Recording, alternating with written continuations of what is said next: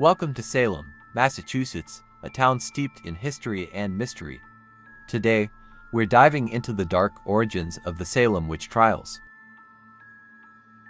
In 1692, Salem was a small Puritan community gripped by fear and superstition.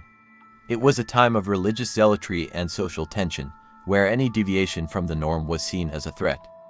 Betty Parris, the daughter of Reverend Samuel Parris, and Abigail Williams, her cousin, were both living in the household of Samuel Parris when the strange occurrences began.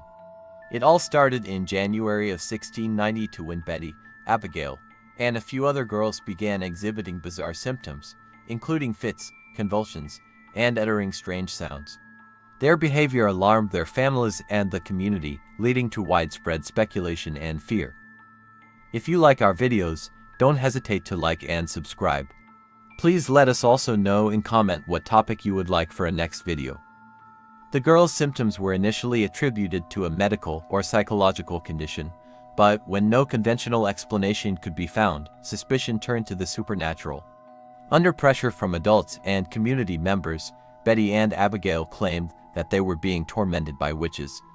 They accused several women in the community of bewitching them, setting off a chain of events that would culminate in the Salem witch trials. The accusations made by Betty Parris and Abigail Williams quickly spread, resulting in numerous arrests and trials. Their testimony, along with that of other afflicted girls, played a pivotal role in the convictions of those accused of witchcraft. The hysteria they ignited led to the execution of innocent people and forever stained the history of Salem. The exact reasons behind Betty and Abigail's behavior remain unclear. Some historians speculate that it may have been a result of psychological or environmental factors, while others believe it was a case of mass hysteria or even deliberate deception. Regardless, their actions set off a chain reaction that would have far-reaching consequences for Salem and its inhabitants. One of the first individuals to be accused of witchcraft in Salem was Tituba. She was an enslaved woman of African and Native American descent, originally from the West Indies. Tituba was owned by Reverend Samuel Parris, the father of Betty Parris and the uncle of Abigail Williams. Tituba, along with Sarah Good and Sarah Osborne, was accused of bewitching the girls. During her interrogation, Tituba confessed to practicing witchcraft, likely under pressure. She provided vivid and detailed descriptions of her interactions with the devil and implicated others in the village, which fueled the hysteria and led to the arrest and execution of many individuals. Her confession included claims of seeing supernatural creatures and participating in dark rituals, which captivated and terrified the Puritan community. Tituba's testimony played a crucial role in the escalation of the witch trials, as it lent acceptance to the fears of widespread witchcraft and diabolical conspiracies within Salem. Despite her pivotal role in the onset of the trials, Tituba's fate after the trials is somewhat unclear. She was imprisoned but not executed, and it's believed that she was eventually released, possibly sold to a new owner.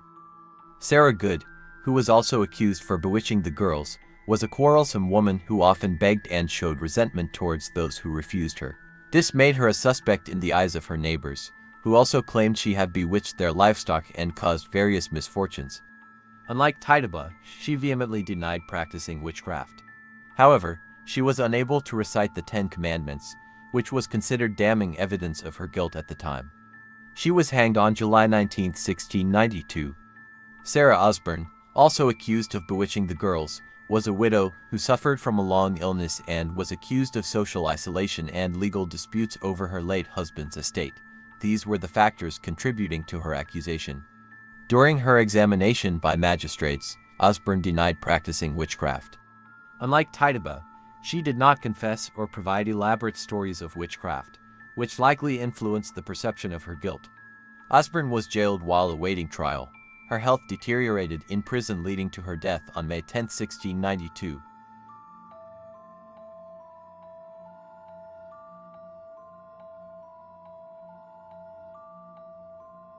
During the Salem witch trials, several individuals played prominent roles as accusers, investigators, and judges, often referred to as witch hunters. Here are a few key figures and their stories. Cotton Mather was a Puritan minister, theologian, and prolific writer who lived in Boston during the late 17th century. He was highly educated and influential, with connections to powerful political and religious figures of his time. Mather was deeply involved in promoting the hysteria that led to the Salem witch trials through his writings and public statements. He fervently believed in the existence of witches and the devil's influence in the world. Despite his initial support for the trials, Mather later expressed regret for his involvement, acknowledging the flaws in the legal proceedings and the injustices committed against the accused. Increase Mather was a prominent Puritan minister, theologian, and scholar who served as president of Harvard College and played a significant role in the Salem witch trials. He was the father of Cotton Mather and shared his son's belief in the reality of witchcraft. Increase Mather published several influential works on witchcraft and the supernatural, which helped fuel the hysteria in Salem and beyond. Like his son, Increase Mather later distanced himself from the trials and criticized the methods used to obtain confessions from the accused. Samuel Parris was the minister of Salem village and the father of Betty Parris, one of the afflicted girls whose mysterious behavior helped trigger the Salem witch trials. Parris was a divisive figure in the community, known for his strict and authoritarian leadership style. He played a central role in the events leading up to the trials, including the initial investigations into the girls' behavior and the subsequent accusations of witchcraft. Parris's involvement in the trials further divided the community and fueled the hysteria that gripped Salem. These individuals, along with other local officials and community members, played critical roles in the Salem witch trials, contributing to the climate of fear, suspicion, and persecution that resulted in the tragic loss of innocent lives. By the end of the trials, 20 people had been executed, and many more lives were shattered.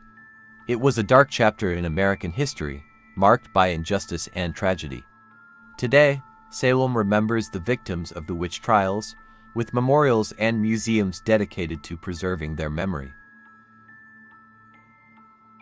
As we reflect on the beginning of the Salem witch trials, let us remember the lessons of the past and strive for a more just and tolerant society.